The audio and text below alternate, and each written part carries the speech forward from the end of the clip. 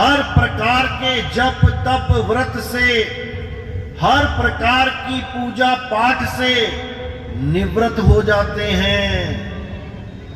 उन कामों को करने का कोई प्रयोजन ही नहीं रह जाता, क्योंकि अब वो मंजिल की तरफ पहुंच गया है। अब उसे किसी की जरूरत नहीं चाहिए। तो क्या है मंजिल?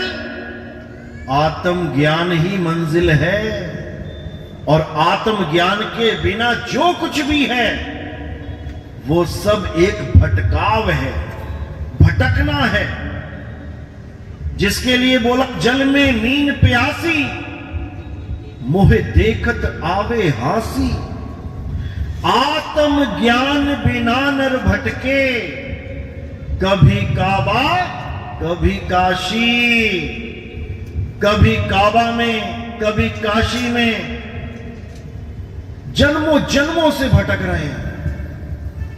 अब अगर हम गीता के कहे अनुसार उस आत्मा के लिए एक बार पूरे विवेक के साथ अगर हम ये काम कर जाएं, तो समझ लो अब जन्म मरण से हमारी मुक्ति होके रहेगी। लेकिन अज्ञानतावश हम गीता पढ़ते तो हैं, गीता के बड़े बड़े कथावाचक आते हैं, 7-7 दिन पाठ करके चले जाते हैं, आत्मा आत्मा आत्मा चिल्ला के चले जाते हैं। लेकिन पाठ खत्म होने के बाद मूर्ति की पूजा करवा के सारा सामान समेट के चले जाते हैं। अब कहां गई आत्मा? अब कहां गया आत्मज्ञान? ये केवल बातों का विषय बना दिया गया है, केवल एक बातूनी प्रचार बना दिया गया है इस आत्मा को। तो कबीर साहब यही समझा रहे हैं। कबीर आत्मज्ञान का बड़ा नगर में शोर, और पूछो कैसी आत्मा, तो देते दांत निपोर। जिसको देखो आज आत्मज्ञान आत्मज्ञान आत्मा की बात कर रहा है। कहते हैं उससे पूछो कि आत्मा होती कैसी है, आत्मा का स्वरूप क्या है, आत्म ज्ञान क्या है। उस आत्म ज्ञान के नाम पे केवल शून्य मिलता है। जो आत्मा आत्मा समझा रहे हैं, बता रहे हैं, उन्होंने कभी आत्मा का अनुभव किया ही नहीं, तो बताएंगे क्या? दिक्कत यहां पे है। आत्मा आत्मा तो बहुत बड़े बड़े जगत गुरु करके चले गए, बोल बोल के समझा के चले गए, लेकिन जब तुम उनकी करनी देखोगे तो क्या देखोगे? वही जो आत्मा आत्मा चिल्ला रहे हैं कि आत्मा अजन्मा है, आत्मा नित्य है, आत्मा शाश्वत है, आत्मा अडोल है, अतः आत्मा अचल है, आत्मा सत्य है, आत्मा सनातन है। वही लोग पत्थर पूज के चले गए, वही लोग मंत्र जप के चले गए, वही लोग ज्योति प्रकाश देख के चले गए, वही लोग 5 तत्वों की अनहद नाद सुन के चले गए, लेकिन आत्मा को नहीं जान पाए। इसीलिए ये बार बार जन्म मरण का चक्कर खत्म नहीं हो रहा है। ये कैसे खत्म होगा? जब आत्मज्ञान आपके जीवन में आ जाएगा।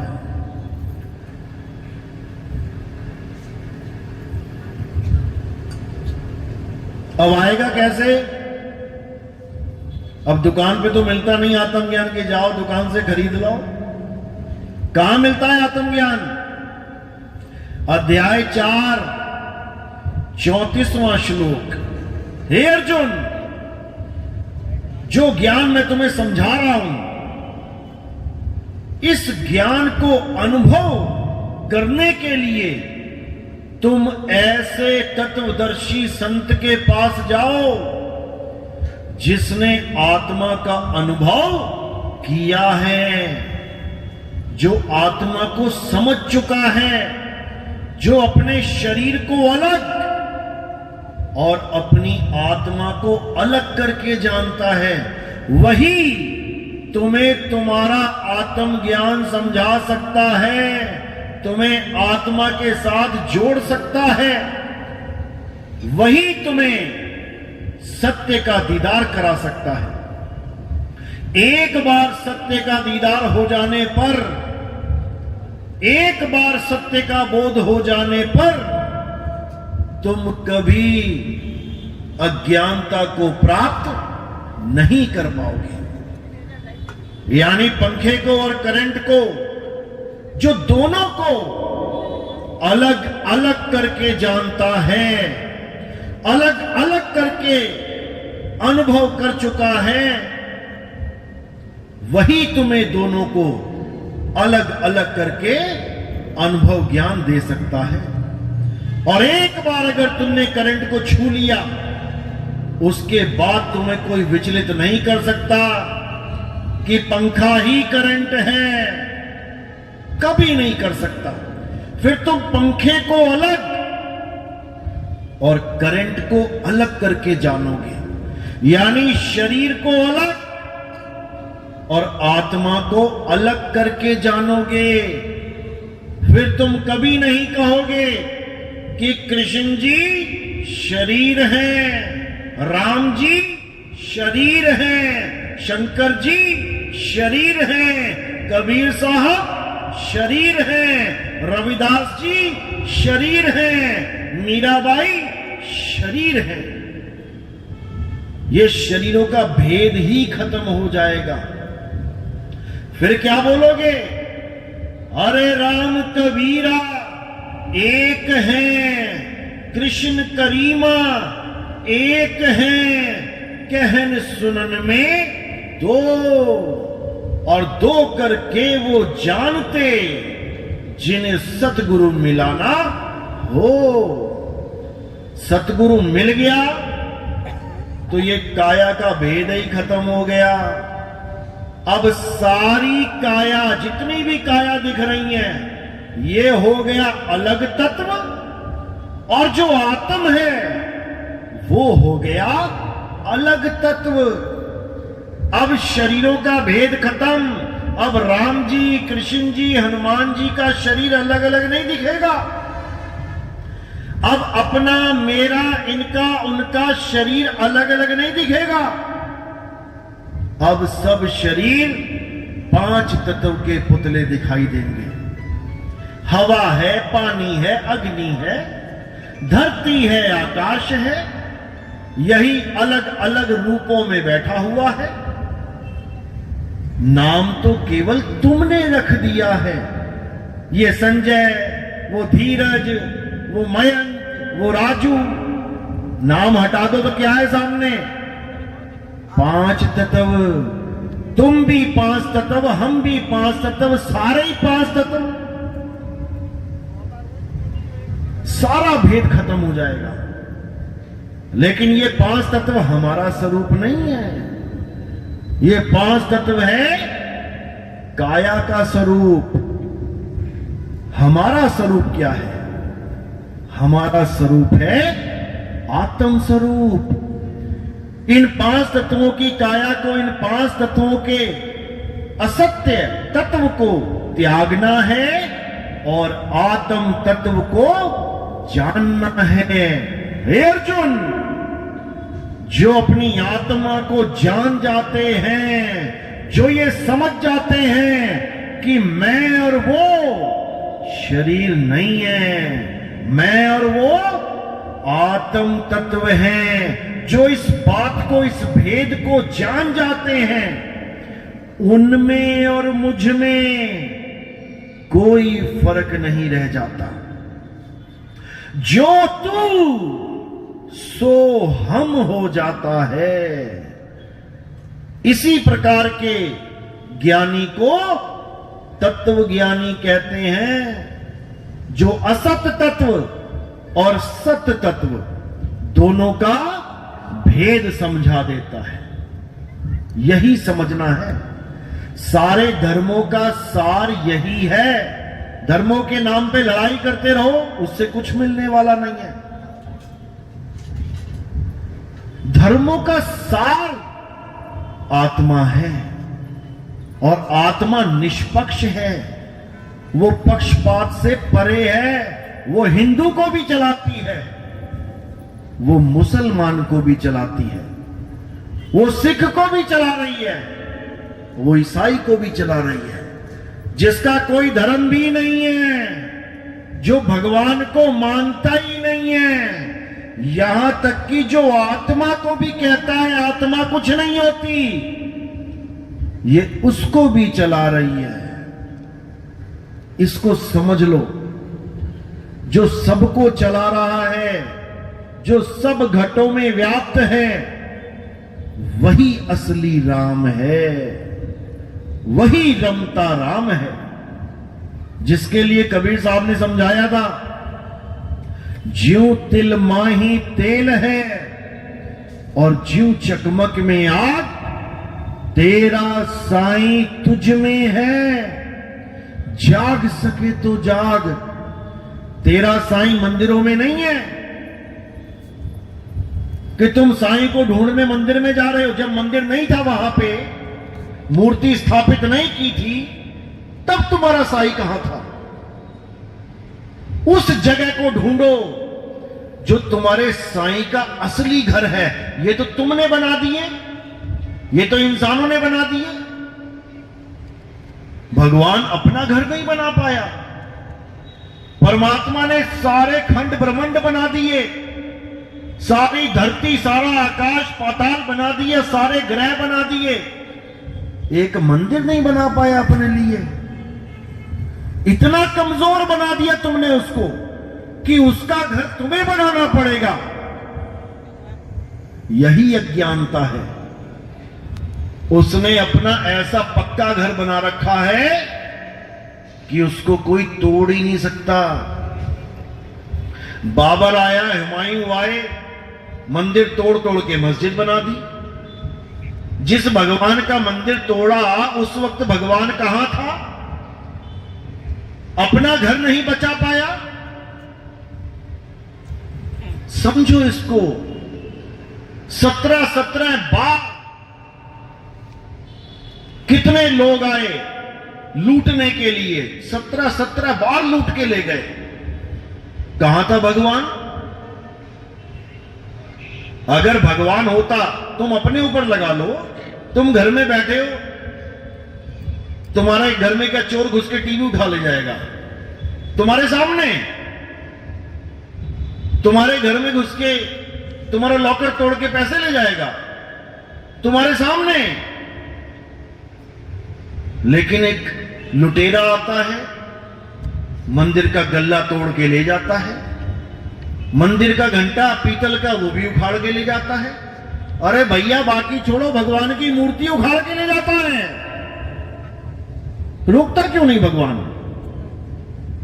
क्योंकि भगवान उसमें नहीं है। जहां भगवान है, और अगर वो खड़ा है मंदिर में, तो लेके जाके दिखाए कोई। तुम मंदिर में बैठे हो, चोर आएगा गल्ला लेने, ले जाएगा क्या? ले जाएगा? क्यों? क्योंकि वहां भगवान बैठा है। बेटा हाथ लगा के दिखा तू। मूर्ति नहीं रोकेगी उसको, आत्मा रोकेगी। इसलिए परमात्मा मूर्ति में नहीं है। कहां बैठा है? आत्मा में। आत्म में राम, राम में आत्म। छीनस गुरुमुख विचारे। जब वेदी गुरु तुम्हारे जीवन में आता है, तब तुम्हें जड़ और चेतन का भेद समझा देता है। क्या है जड़ और क्या है चेतन? जड़ से दूर करवा देता है और चेतन से जोड़ देता है। जड़ चेतन का करे निबेड़ा और कहे कबीर सो हंस है मेरा। इस आत्मा का खोजी बनना है हमने। ये पत्थर की मूर्तियां तो इंसान बना के बैठा है। देखो एक त्योहार आता है, गणेश जी का त्योहार आया तो पूरी सड़क पे गणेश ही गणेश, गणेश ही गणेश दिखाई देने लग जाएंगे। और तुम भी कंफ्यूज हो जाओगे, माथा टेकू तो टेकू कहां? चढ़ाओ जरा 10-10 रुपए हर गणेश की मूर्ति के आगे, चढ़ाओ जरा 100-100 रुपए। नहीं चढ़ा पाओगे, नहीं चढ़ा पाओगे, क्योंकि तुम्हारे भाव ही नहीं बनेंगे उस मूर्ति के साथ। भाव कहां बनेंगे? जाके मंदिर में। वही मूर्ति मंदिर में लग गई, अब तुम्हारे लिए भगवान हो गया। वही सड़क पे धूल खा रही है, कोई पूछने नहीं जा रहा उस भगवान को। तो इसी को समझना है। असली भगवान कहां है? हमारी आत्मा में विराजमान है। वही रमता राम है। हिंदू में भी रमा है, मुसलमान में भी रमा है, सिख में भी रमा है, ईसाई में भी रमा है। वही रमता राम है। कस्तूरी कुंडल बसे मृग ढूंढे वन माही, ऐसे रमता राम है ये दुनिया जाने नहीं। ये दुनिया नहीं जानती। उस रमता राम को ढूंढ नहीं रहे और बिल्डिंगें बनाने में लगे हैं। उससे क्या हो जाएगा? बड़े से बड़ा मंदिर बनाने में लगे हैं, होड़ लगी है। उस गली का मंदिर छोटा है, मैं इससे बड़ा बना लूं, फिर कोई एक और आएगा इससे भी बड़ा दान चंदा इकट्ठा करके और बड़ा बना लिया। अरे भगवान के लिए एक घर बहुत था भाई, हर गली में एक एक घर बना दिया तुमने। जबकि कहां रखा है भगवान को? हनुमान जी ने कहां दिखाया राम जी को? छाती फाड़ के दिखाया। उन्होंने मंदिर नहीं दिखाया कोई, उन्होंने कहा मेरे अंदर मेरा राम बसता है। लेकिन तुम्हारी समझ में नहीं आएगा, तुम मंदिर वाले राम को ढूंढ रहे हो, हम मन के अंदर वाले राम की बात कर रहे हैं। दिक्कत यहां पे है। केवल मंदिरों की बात नहीं है, बड़े बड़े आश्रम बन रहे हैं भगवान के नाम पे, बड़े बड़े आश्रम बन रहे हैं संतों के नाम पे। जिन संतों को झोपड़ी नसीब नहीं हुई, उन संतों के नाम पे अरबों खरबों रुपए के आश्रम बने हुए हैं। जिन संतों को रोटी नसीब नहीं हो रही थी, उन संतों के सिर पे करोड़ों रुपए के मुकुट रख दिए सोने के। जिन संतों को दिया जलाने के लिए तेल नहीं मिल रहा था, आज लाखों लीटर दिया तेल चढ़ाया जा रहा है उस दिए को जलाने के लिए। यह सब भरमजाल है।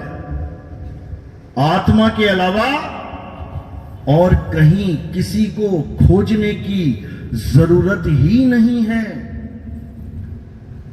जीते जी तो छोड़ो, बड़े बड़े आश्रम बना रहे हैं साधु संत, मरने के बाद समाधियों की होड़ लगी है।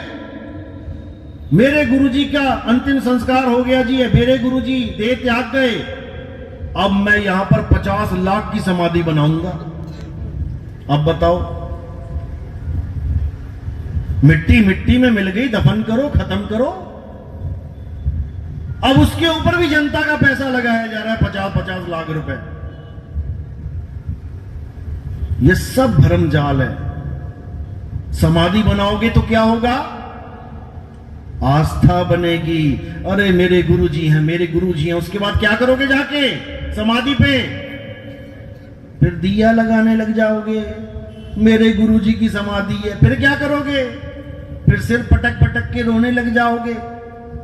फिर नितनेम बना लोगे, रोज आना है, मंगलवार को आना है, शनि। अरे भैया, जब तक गुरुजी थे ठीक है, ज्ञान दे दिया, अब उनको विदा कर, चले गए, मिट्टी मिट्टी में मिल गई। तेरे गुरुजी थोड़ी नहीं जमीन के नीचे बैठे हुए हैं, वो तो परमात्मा में लीन हो गए। लेकिन समझ में नहीं आ रहा है। मैं तो कहता हूं ये प्रथा ही गलत है। ये समाधियों वाली, ये अंतिम संस्कार वाली, ये प्रथा ही गलत है। क्या करना चाहिए हमें? फिर क्या करना चाहिए? ना दफन करना चाहिए, ना जलाना चाहिए। तो क्या करना चाहिए? क्या करना चाहिए? मिट्टी में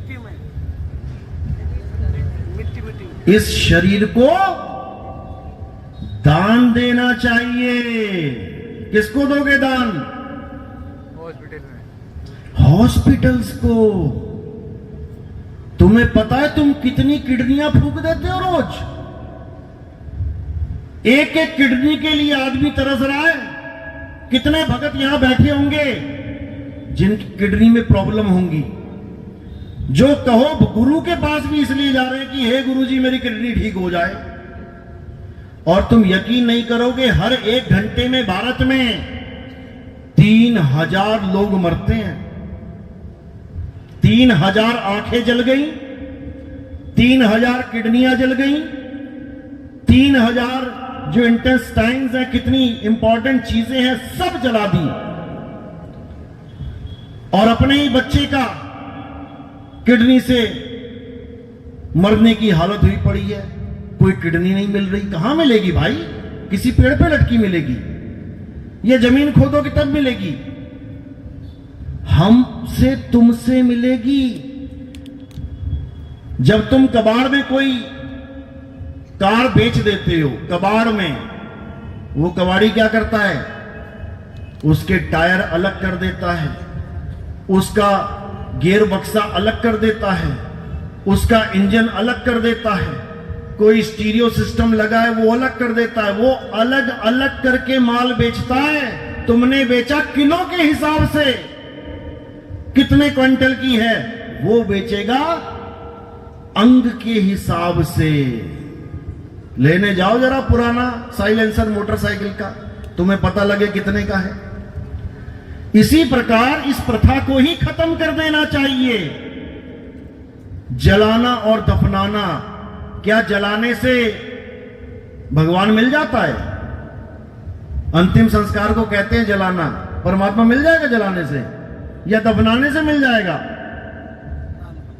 दोनों ही अवस्थाओं में तुमने शरीर को खत्म कर दिया, जबकि इसी में इतनी चीजें लगी पड़ी हैं जो किसी जरूरतमंद को मिल सकती हैं।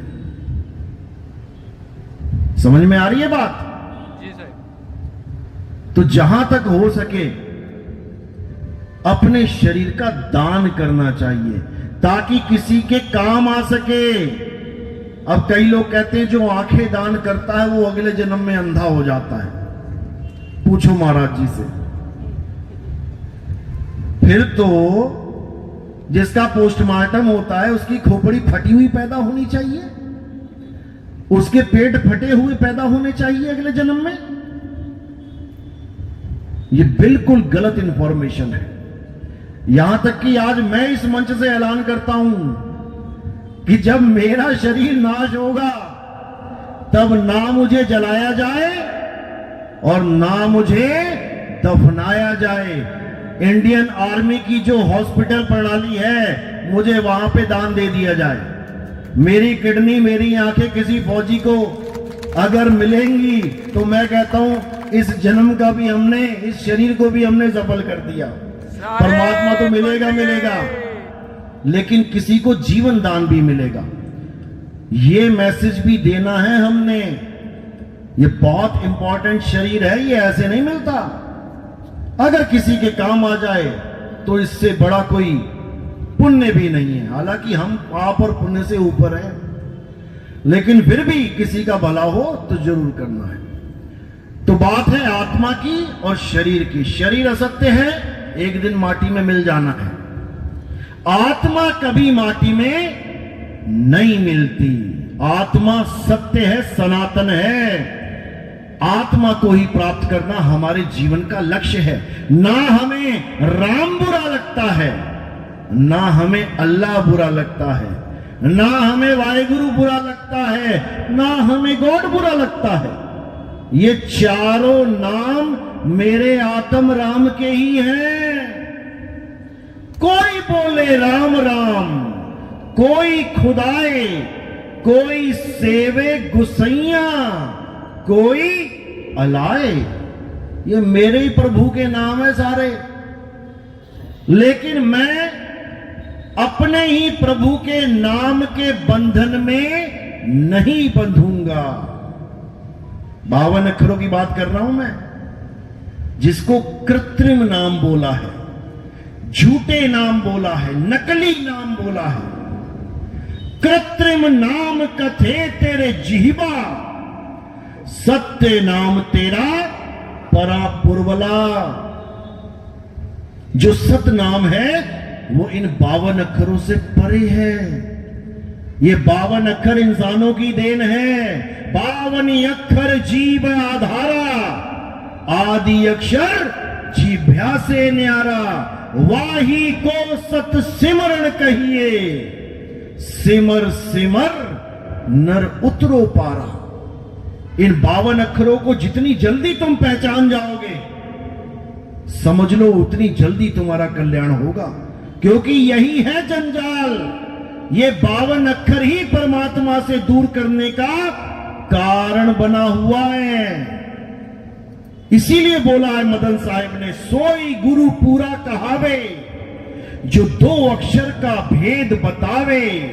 एक छुड़ावे एक लखावे, तब प्राणी निज घर को जावे। इन 52 अक्षरों को छुड़वा दे। मैं अल्लाह को मानता हूं, मैं वाहिगुरु को मानता हूं, मैं राम को मानता हूं, मैं गॉड को मानता हूं, लेकिन मैं नाम नहीं जपूंगा, क्योंकि नाम जाप ही बंधन है। मोह को कहां ढूंढे रे बंदे, मैं तो तेरे पास में। ना मैं जप में, ना मैं तप में, ना एकांत निवास में। खोजी होए तुरंत मिल जाऊं, एक पल की तलाश में। और कहें कबीर सुनो भाई साधो, मैं तो हूं विश्वास में। जब गुरु से नाम मिल गया, पूरा भेद समझ में आ गया, उसके बाद विश्वास करके भक्ति करके देखो, तब तुम्हें पता लगेगा कि आखिर वो राम है क्या। जो जिंदा राम है, जिंदा राम, वो मर ही नहीं सकता कभी। और जो जिंदा राम की पूजा करेगा, वो भी सदा सदा के लिए अमर हो जाएगा, मरेगा ही नहीं। हम ना मरिब मरिब संसारा, हमको मिला जियावन हारा। मुझे वो जियावन हारा मिल गया कि अब मैं चाह कर भी नहीं मर सकता, चाह कर भी नहीं। कोई तैराक है जिसको तैरना आता है, तुम डाल दो पानी में उसको, स्विमिंग पूल में गिरा दो, 50 फुट का स्विमिंग पूल हो, उस तैराक को कहो तू इसमें डूब के मर जा, मर जाएगा क्या? जाएगा डूबने, लेकिन जब सांस उखड़ेगी एकदम ऊपर आएगा सांस लेने, क्योंकि वो तैरना जानता है।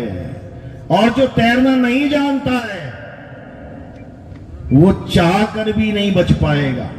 चाहता तो है कि मैं बच जाऊं, लेकिन बेचारा बच नहीं पाएगा, क्योंकि उसे मरने की कला ही नहीं पता। और कबीर साहब इस संसार में यही कला सिखाने आते हैं।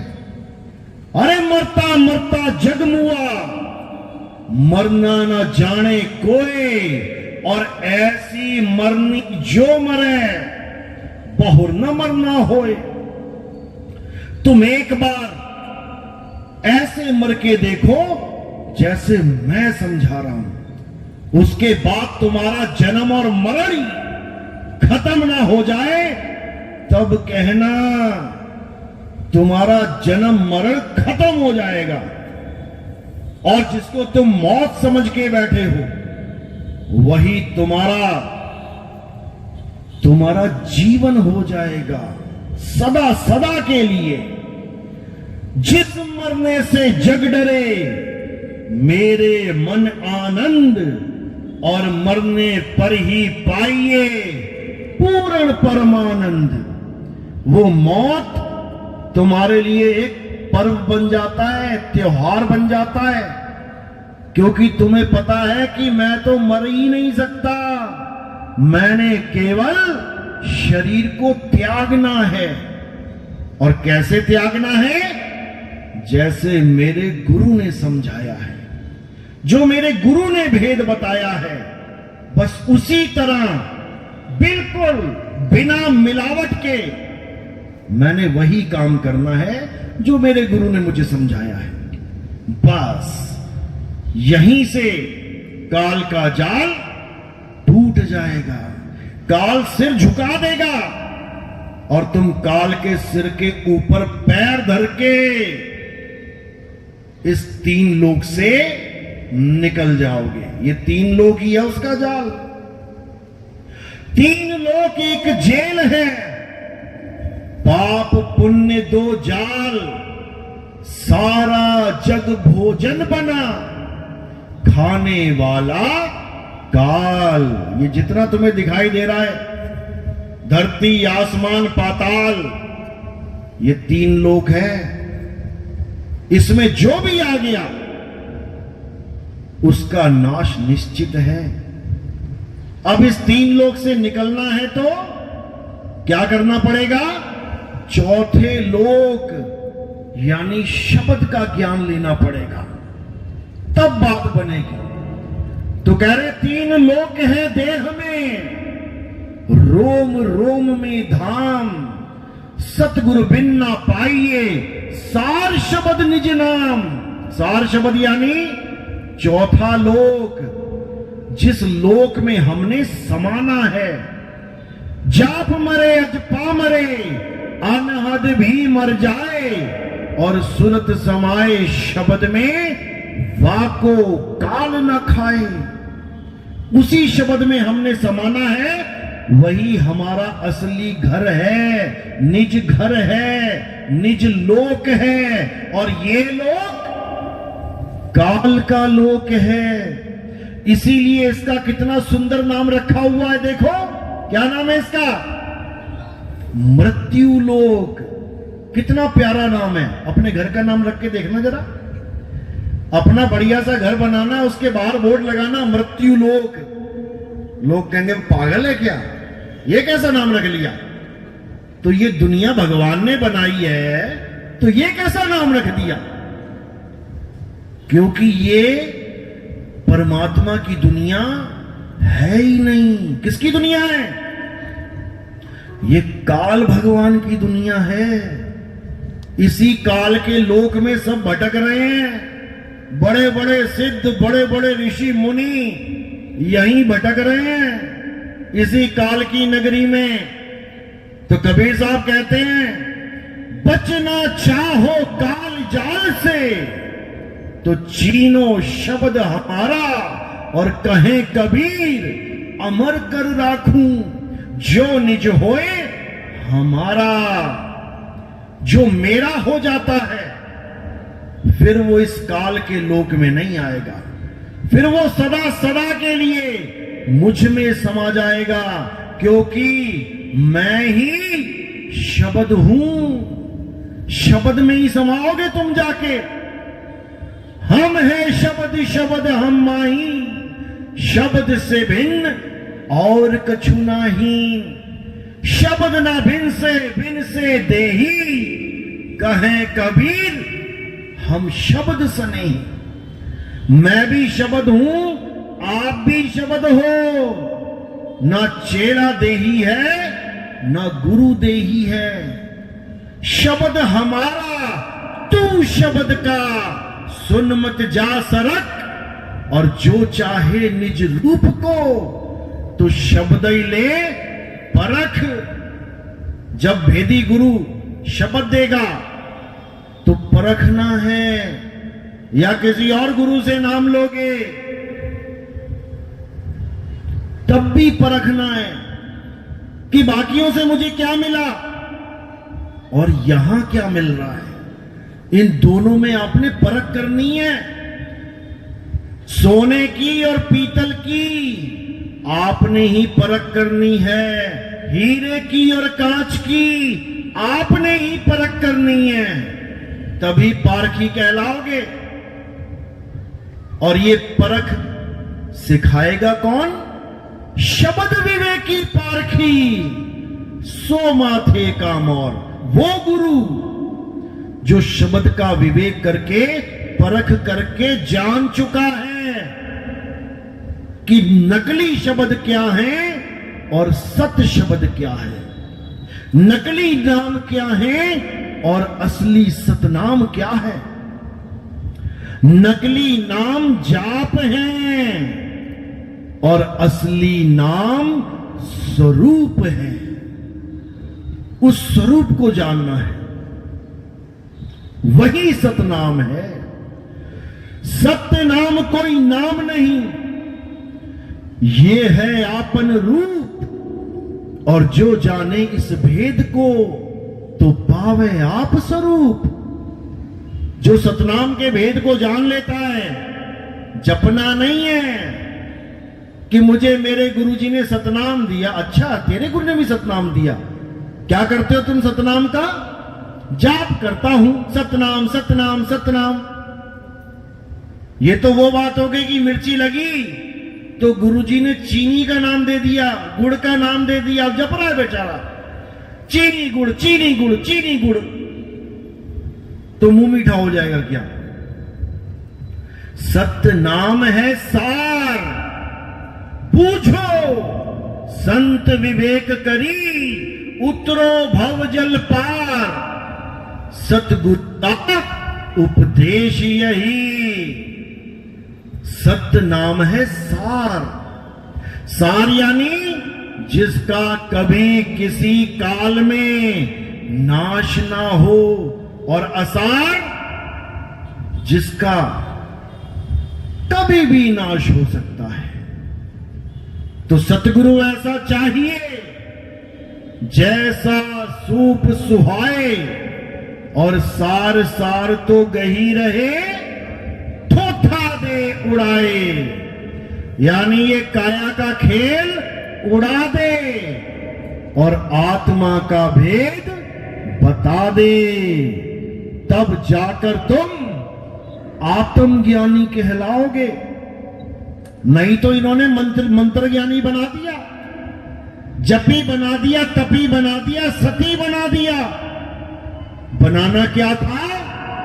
आत्मज्ञानी। आत्मज्ञानी का मतलब ये नहीं कि मैं 10 माला जपता हूं, मैं 20 माला जपता हूं, ये आत्मज्ञानी नहीं होता, ये जपी होता है।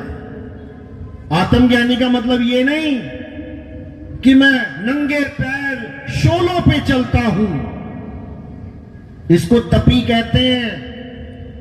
आत्मज्ञानी का मतलब ये नहीं कि मैं घर बार छोड़ के जंगल में जाके गुफाओं में रहता हूं, पत्ते खाता हूं। इससे अच्छा बकरी की जून में चला जाता, इंसान क्यों बन गया? आत्मज्ञानी का मतलब है जो अपनी आत्मा को जान ले, वही आत्मज्ञानी है। आत्म कथा जब कोई लिखता है, वो किसी और की कथा नहीं लिखता, अपनी कथा लिखता है। जब कोई आत्महत्या करता है, किसी और की हत्या नहीं करता, अपने शरीर की हत्या करता है। जब कोई आत्मरक्षा करता है तो किसी और की रक्षा नहीं करता, अपनी रक्षा करता है। जब कोई आत्मनिर्भर बनता है तो किसी और पे निर्भर नहीं रहता, खुद पे निर्भर होता है।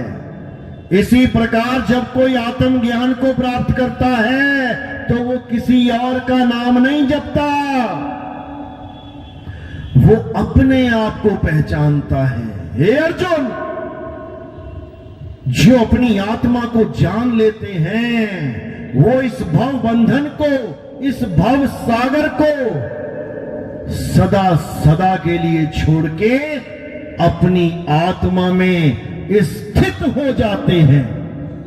उन्हीं लोगों को स्थित प्रज्ञ बोला गया है। स्थित प्रज्ञ जो अब चल अवस्था में नहीं रहते, जो स्थित हो चुके हैं, अचल हो गए हैं। वही मुक्त होंगे। जो चल रहे हैं इस लोक से उस लोक में, उस लोक से उस लोक में, वो कभी मुक्ति प्राप्त नहीं कर सकते। इसीलिए गरीबदास जी ने कहा, सतगुरु के लक्षण कहूं अचल विहंगम चाल। हम अमरापुर ले गए ज्ञान शब्द सिरघार। ये भेद की वाणी है। ये तब समझ में आती है जब तुम्हारे जीवन में कोई भेदी सदगुरु आता है, जो तुम्हें सारे रहस्य समझाता है, तुम्हारी काया के रहस्य, कहां पर गणेश जी बैठे हैं, कहां पर शंकर जी का वास है, कहां ब्रह्मा जी सृष्टि पैदा कर रहे हैं, कहां विष्णु जी पालन कर रहे हैं, कहां शंकर जी संहार कर रहे हैं, माया कहां से 52 अक्षरों की उत्पत्ति कर रही है, मन कहां बैठ के सारे संसार को कंट्रोल कर रहा है, और परमात्मा कहां बैठ के राज कर रहा है। ये सारा भेद खोल दिया जाता है। उसे कहते हैं भेदी सदगुरु। और फिर वो तुम्हें उस वस्तु का ज्ञान करवाता है जिस वस्तु को पाने के लिए तुम्हारा ये इंसानी जन्म हुआ है।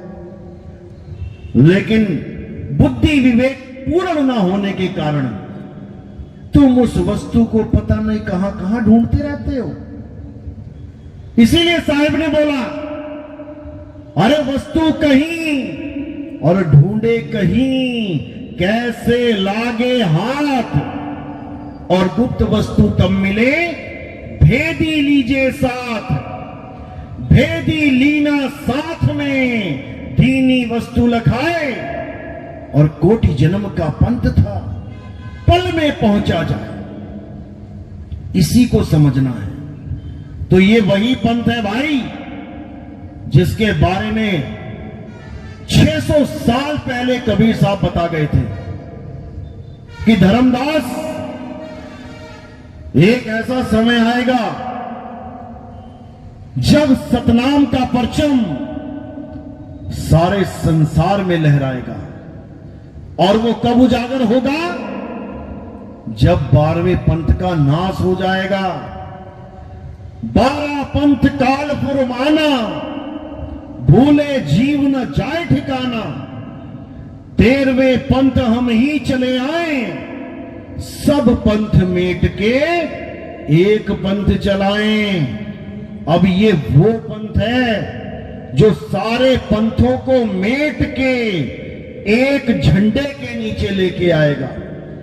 आज जिन लोगों ने दीक्षा ली, हाथ खड़े करो।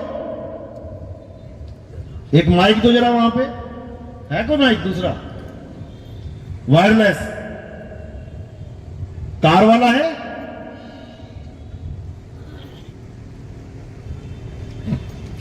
फिर से हाथ खड़े करो। कहां से नाम लिया था पहले?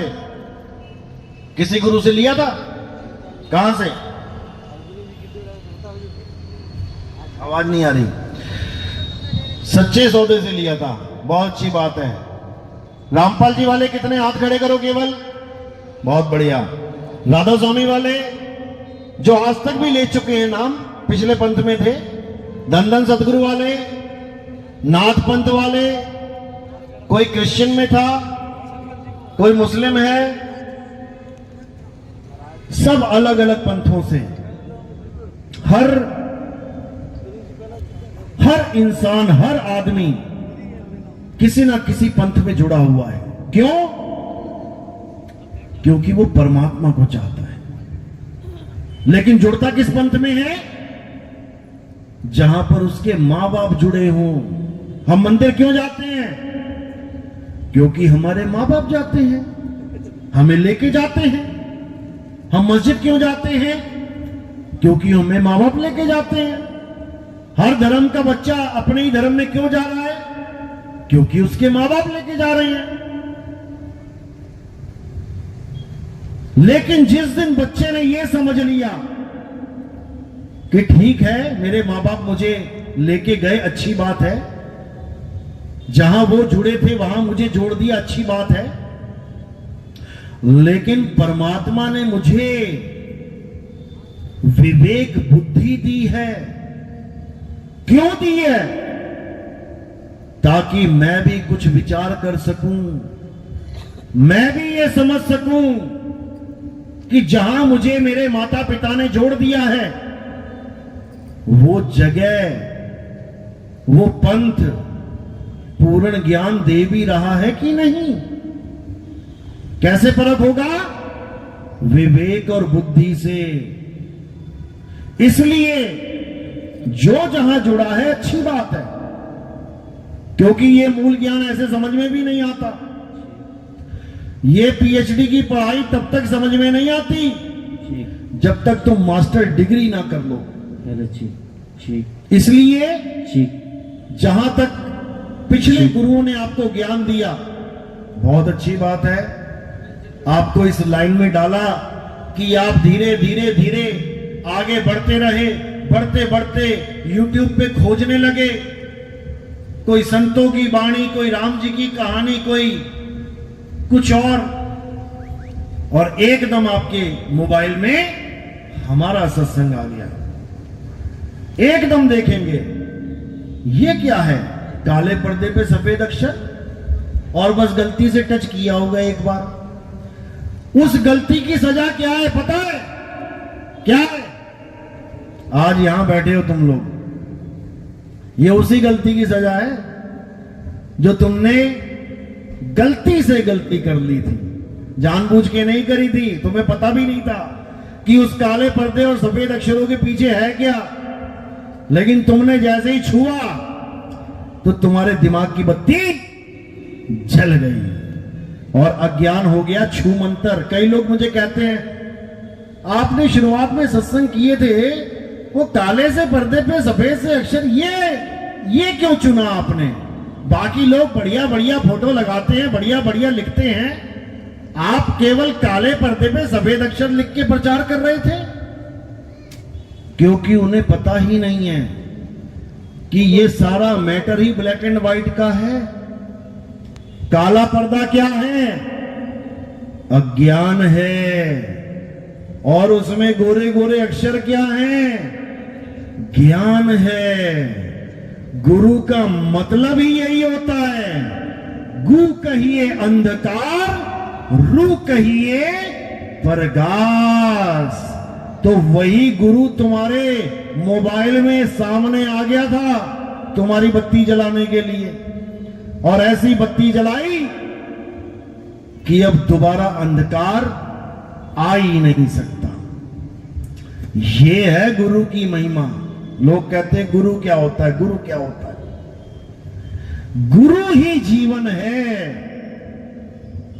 बिना गुरु के जीवन भी नहीं है। जिसका कोई गुरु नहीं होता उसका जीवन शुरू ही नहीं होता, क्योंकि जीवन की शुरुआत ही गुरु है। जैसे ही आप पैदा हुए, अब आपने गुरु बनाना शुरू कर दिया।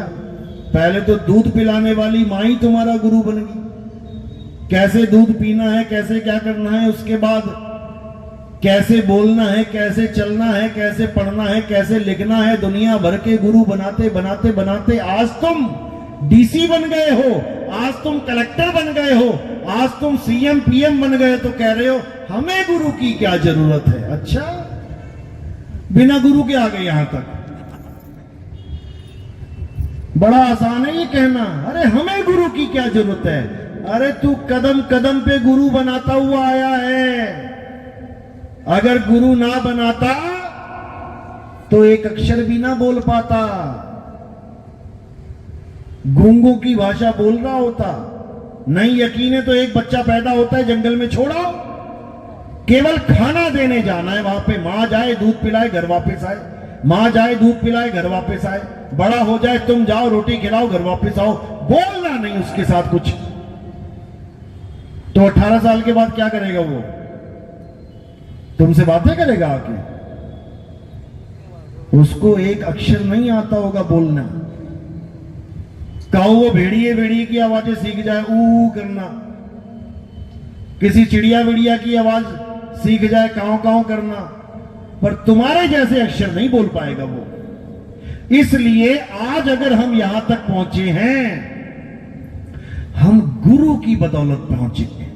तो दुनिया में स्टैंड करने के लिए जब गुरु की जरूरत पड़ रही है, तो परमात्मा क्या इतना सस्ता समझ लिया तुमने कि परमात्मा पाने के लिए हमें गुरु की जरूरत नहीं है? अरे जिनकी तुम पूजा कर रहे हो, राम जी कृष्ण जी जो 3 लोक के मालिक के धनी हैं, वो तक गुरु बना के बैठे हैं। राम जी के गुरु वशिष्ठ जी, कृष्ण जी के गुरु संदीपन जी, उनको गुरु की क्या जरूरत है? जब वो गुरु बना के बैठे हैं, तो भैया तुम्हें क्यों शर्म आ रही है गुरु बनाने में? दिक्कत ये है, कई लोग कहते हैं जी गुरु जेलों में पड़े हैं। अरे भाई अपनी करनी भोग रहे हैं, तुम्हें क्या दिक्कत है?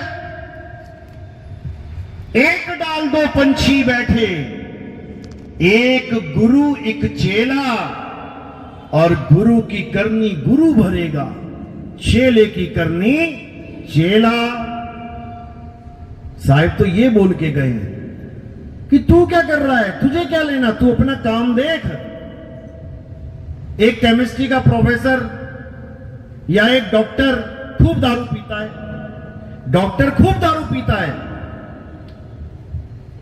और तुम्हारी भी दारू पी पी के किडनी फेल हो गई, लीवर सड़ गया। अब क्या तुम इलाज कराने नहीं जाओगे वहां पे उस डॉक्टर से? तुम क्या कहोगे, अरे वो तो खुद दारू पीता, मेरा इलाज क्या करेगा? इलाज उसकी दारू नहीं करेगी, इलाज उसका ज्ञान करेगा। कहो वो तुम्हें ठीक ही कर दे पूरा, लेकिन खुद को दारू से नष्ट कर लेगा, खुद के शरीर को नष्ट करवा देगा दारू पी पी के, लेकिन पता नहीं कितने मरीजों को ठीक कर देगा। तो इसी को समझना है, वो गुरु की करनी है। कोई जेल में बैठा है तो अपने कर्मों से बैठा है, तुम्हें थोड़ी नहीं जेल में ले जा रहा, तुम अपने कर्म ठीक कर लेना, लेकिन गुरु से ज्ञान जरूर लेना है, तभी कल्याण होगा, नहीं तो नहीं होगा। चलो आज का सत्संग यही समाप्त करते हैं। मेरी बातें किस किस के समझ में आई, हाथ खड़े कर दो एक बार। पूरे ज्ञानी बन गए हो, बहुत अच्छी बात है। इस जन्म में भी नहीं बनोगे तो कभी नहीं बन पाओगे, ये आखिरी मौका है। अगर ये मौका निकल गया हाथ से, बड़ी दिक्कत हो जाएगी। चलो आज का सत्संग यही समाप्त करते हैं, और आगे का जो प्रोग्राम है वो आपको दीपक जी बता देंगे, किरण जी। तो जयकारा लगाएंगे और उसके बाद समापन करेंगे। बोलिए परमपिता परमात्मा की, सदगुरु बंदी छोड़ कबीर साहिब की, सदगुरु मदनपति साहिब की, सदगुरु जाहिरपति साहिब की, सदगुरु राम सेवक साहिब की, सदगुरु वैराग साहिब की, सभी संतों की, सभी भक्तों की, आज के आनंद की, सकल हंस को बंदगी साहेब बंदगी, सतनाम सतनाम।